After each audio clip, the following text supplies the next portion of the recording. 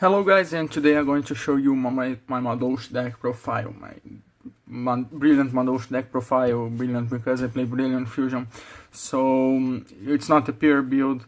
I know some people complain because, oh my god, you're not playing pure, but I mean it's 2018, you need to play external support if you want to play your deck.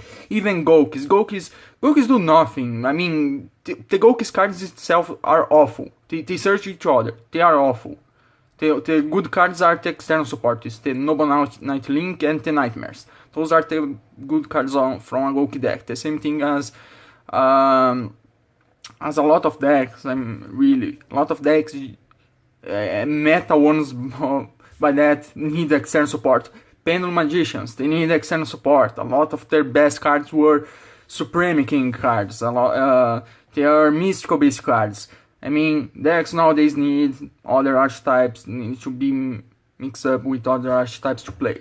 So if you don't like it, I don't know what to say to you. But I mean, if I'm going to get body at locals by playing my Madolches, at least I want to have a fighting chess and make some good boards, alright? Because I don't want to simply lose because I summon Angeli and pass.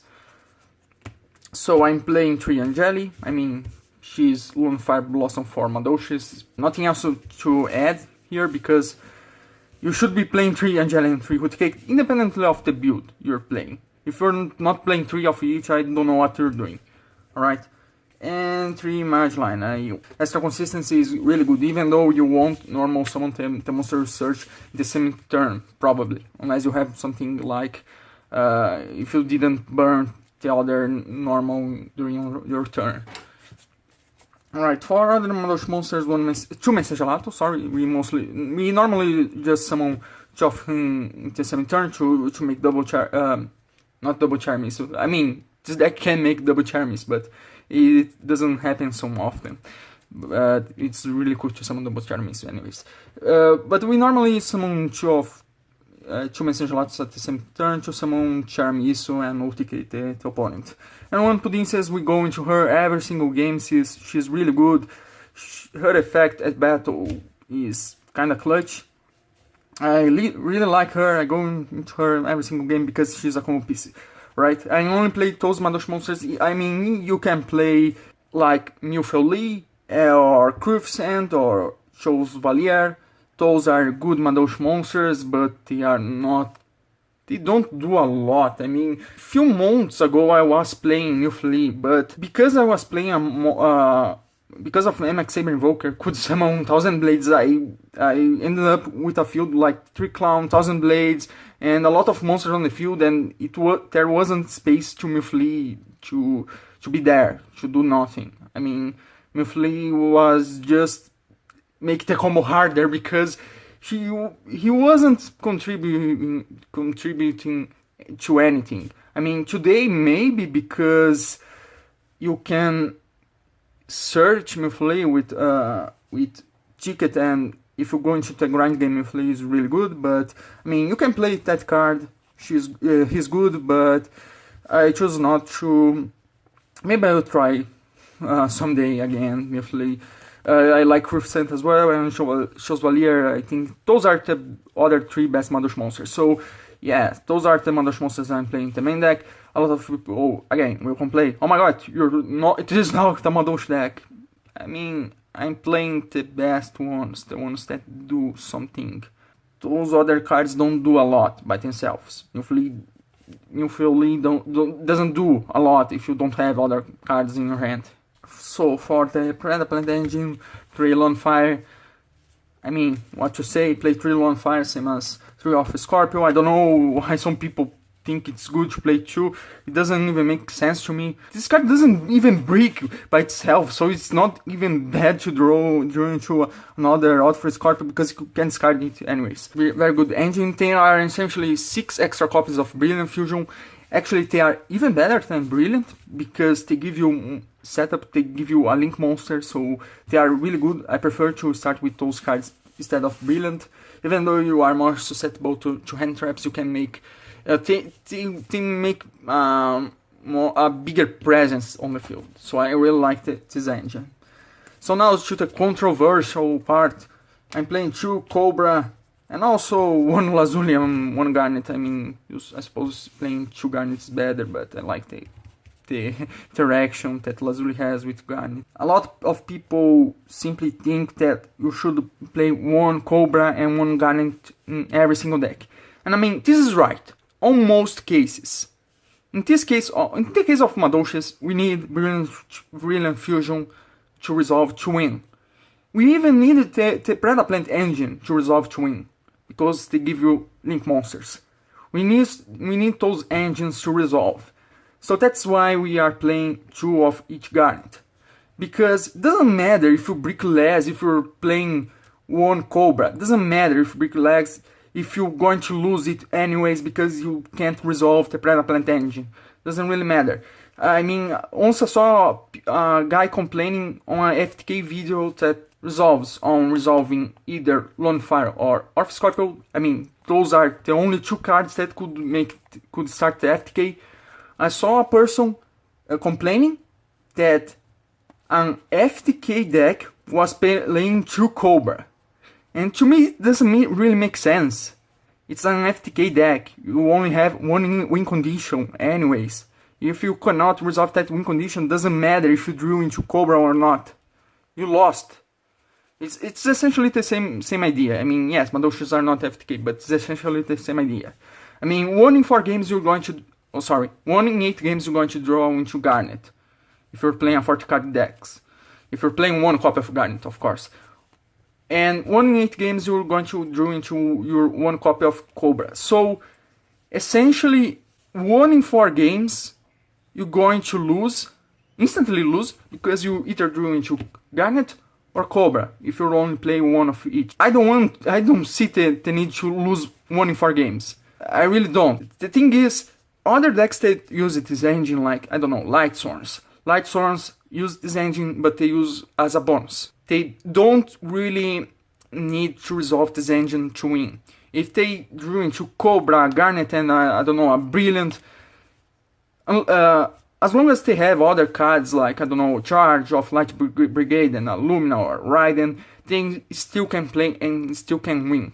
Us Madolche players don't have this luxury, because this deck doesn't have enough swarming power by itself. It needs a lot of setup to do this, and those cards give us setup. So I think this is the correct ratio to play in this deck in particular. If it's any other deck, yes, play 1 Cobra, play 1 Garnet, because it's not your win condition. But in cases of Madolche, this is your win condition. You need those cards, you need to resolve Brilliant. Otherwise you essentially lost 1 in 4 games.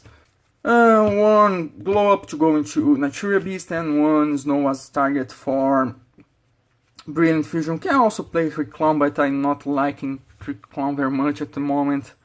Because, I mean, there isn't a lot of you can do with Trick Clown anymore. With MX Saber Invoker, yes, you could summon 1000 Blades, so Trick Clown was actually a rank 4, essentially. But now I think Snow is better, because it's a disruption, and she's really good at grinding. I really like her. If you're playing on North America, you play a performance engine. I'm going to show later, on someday, a video about the combo on North America with Summon Sorcerers in Madolches. In the case of that combo, you need to play the performance engine. You end up with a better field with less cards. With less cards required. So it's a really good combo. For hand traps, I'm only playing 3 Effect Veiler. This deck doesn't have a lot of space to simply put hand traps, but I had to play some. I mean, we don't want to lose to degenerative decks like Mermails or that War Chalice, U-Link deck, or Golkeys. I mean, those decks are not so prevalent anymore, but they still exist, and we don't want to lose to those degenerative U-Links decks, so we have to play at least some hand traps. You can also play Ogre. I mean, I'm playing Veiler because it's the cheapest option, and I prefer Veiler over Ogre anyways. But I mean, if you drew into your Snow, you can send Veiler with Brilliant. So that's why I think that you should be playing either Veiler or Ogre, because they are also light targets. Now we are playing 3 Brilliant Fusion. I mean, if you really want to play any other hand traps, I think you could cut 2 Brilliant and put 2 Ash Blossoms. I mean, Ash Blossom is really powerful, but the thing is we want to combo off, and we want to draw into Brilliant, even though it's better to start with Lone Fire or Off Scorpio. It is still good to open Brilliant Fusions, even if you have, even if you end up with Dead Brilliance in your hand. It's still good to open this card. It's really powerful, so I think it's worth to play 3 and not play any other fusion, Instant Fusion or Super Poly, because I don't see the need. So I mean, you have to dedicate even more extra deck space, and the extra deck is really tight, so I just prefer searching another Brilliant if I already have one in my hand with the Off Scorpio. I prefer having that Brilliant and searching into a card that occasionally is good. I mean, Instant Fusion most of the times doesn't even serve as an extender, as most other decks it serves to. Playing a more pure build, so yes, playing Instant Fusion, but I don't see the purpose on playing Instant Fusion and dedicating even more extra deck space. 3 double summon. This is an Zexaware deck, so it's a slow deck. You want to start with Brilliant or the Plant Engine anyways, but if you don't, this is still very good, because as an Zexaware deck, this deck doesn't have a lot of Swarm. If you only go by the cards of the deck, you're going to summon Madeline or Angeline and pass. This is not good in 2018. So with this card we can at least summon 2 level 4s and make a rank 4. And also it's really good at recovering, because most of the times you're going to have multiple Madolche monsters in your hand if you resolve Chateau or Ticket multiple times. So we need to have a way to summon those monsters in the field, and double summon help us as that. So it's also a very good recovered play, because it doesn't need a Seraph Knight in your deck. Brilliant Fusion is better as a combo starter, but double summon is better as a recovery. 2 Call by the Grave, we cannot play 3, otherwise I would be playing, because I mean, this deck loses to any hand trap in the game, so we need to play Call by the Grave. 1 Chateau and 1 Ticket, self-explanatory. We mostly want to search most of the times, because they don't do a lot without other Madolche monsters. 1 Upstart, because I cannot play 3 Call by the Grave, otherwise we would be playing 1 Monster Reborn and 1 Soul Charge, because it's a broken card and should be banned. Soul Charge is broken. If I was playing a more Go Second build, I wouldn't be playing Soul Charge, of course. For the extra deck, 1 Seraph Knight, 1 Naturia Beast, with someone with Glow Up, a Seraph Knight target for Brilliant. For Xyz, we are playing 2 Tiramisus. 1 Tiramisu recycles the other, and sometimes we can summon 2 Tiramisus on the field at the same time, which is really cool when that happens. I really like a lot. I like a lot when that happens. Tiramisu is the best rank 4 in the game, so you should be playing at least 2. I don't know why people play just 1 of her. She's really good, and she recycles itself, so she's awesome. We really like Tiramisu. 1 Baguska. Baguska is not very good against Link monsters, but he's still very good against a lot of decks, most of the decks in the game. 1 Tornado Dragon, 1 Abyss Dweller, and a Kind Gorgon, because those 4 are disruptive rank 4s. If we want to have a disruption during the opponent's turn, we summon 1 of those 4 monsters, so they are very good. And 1 Chocolatella Mode, we go into her basically every single game. She's very, very good. I think she's so underrated. For Link monsters, we are playing 1 Reproducus, because we basically use him to change Chocolatella Mode into Beast, so we can have extra pluses. 1 Sistart. I really like Sistart. I mean, she's mostly good when you don't open very well, but she's still a good card. The most important thing is that she's a fairy Madolche monster, so that's the most important thing.